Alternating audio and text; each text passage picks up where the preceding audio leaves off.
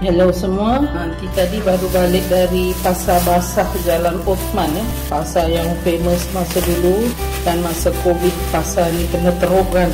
Ni first time Aunty balik pasar tu lepas sekian lama. Okay, beli tadi udang laut sekilo lah. Nak katakan fresh sangat tak adalah, tapi okey lah, udang macam ni RM32 sekilo Aunty dapat beli. Dan ada yang lagi lah, sayur Aunty beli sikit saja kali ni sebab cuma tambah-tambah saja. Nanti cuci dan masuk dalam peti sejuk ya. I managed to go to my usual market those days, the Jalan Othman PJ market, the very famous market that was closed down due to a lot of COVID cases. It's the first time I'm going back there after almost 2 years, I would say almost 2 years. So managed to get this sea prawns, a kilo for $32. I'm sad to say many things there are no more like it used to be. I went there looking for crabs, but they had very small crabs and they were not in very good condition, so I didn't buy that. So this is what I've got. Even this, I would say that some of the heads are coming off already, but it's not bad at all. So this was $32. If I had bought it in some other market, this would have cost about 48 I think, but I'm okay with this. Okay, saya juga beli setengah kilo ya udang kecil sikit untuk mie goreng ke apa-apa lah. Yang tadi tu kita buat apa-apa yang special sikit lah. Yang ni boleh pakai juga udang laut tapi saiz kecil dan setengah kilo macam ni ya. These prawns I bought only half a kilo for putting in fried rice or noodles or something else. That's why I bought only half a kilo, but it's a very small sized sea prawns. This is what they call ikan kacang, somehow from a very old Malay cookery book. I always thought it was the Malays who ate this because they had a few dishes in there that was Malay, but I was shocked.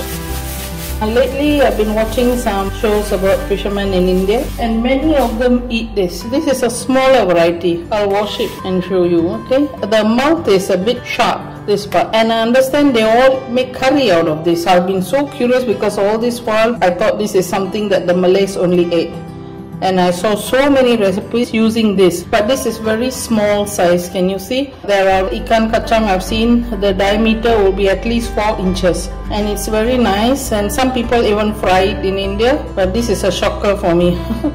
I just presumed it was a Malay cookery book. I've never seen my mother even buying this, so I'm going to try it out and I'll tell you all how it is. I bought 3, will you believe it, 3 for about $10 because it's very cheap. A kilo is $10, so a kilo I got 3 of these fishes. I would say it was about 8 to 9 inches each, so I think it's worth a buy. I will make curry out of this and tell you how it is. Ikan kacang ni Aunty selalu ingat orang Melayu saja makan, sebab first time nampak dalam resepi orang Melayu dulu punya resepi, buku resepi ya. So mati-mati Aunty ingat ni orang Melayu saja makan, orang kita tak makan semua tau. This is ikan kembung and this is ikan kerisi. This was $20 a kilo in some stalls. Where I bought this, it was $18 a kilo, so I got 5 pieces for $18. And this one is ikan kerisi. I paid $21 and it's slightly over 1 kg for 5 pieces. I'll have to clean it as well. Ikan kembung setengah kedai RM18 sekilo, setengah tu 20. Saya pergi beli dekat yang RM18. Yang ni semua sekali 5 ekor RM21.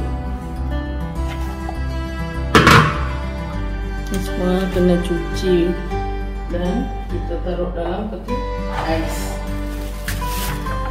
Okay, the last bit here is garupa fish. This may be because I went on a weekday. It is not as expensive as it would be on weekends. I paid about $32 exactly 1 kilo. 1 kilo, sorry, it was $30 a kilo. Such a huge fish was only $32. This fish was more than a kilo, slightly like almost 1.2. Okay, I got a huge fish. I'm still thinking what to do with this. I love this fish. But let me see what I'm going to do. Maybe something Thai with tamarind sauce or something. masih fikir-fikir nak masak apa dengan ikan ni. Dah lama tak buat ikan dengan sos asam jawa macam style orang Thai. Nak buat lah, dah lama tak buat. So nak buat mungkin hari Sabtu ataupun Ahad. Dan sayur anti beli pucuk paku lagi, dan juga bendi. Murah lah sekarang semua. Mungkin hari Minggu lah.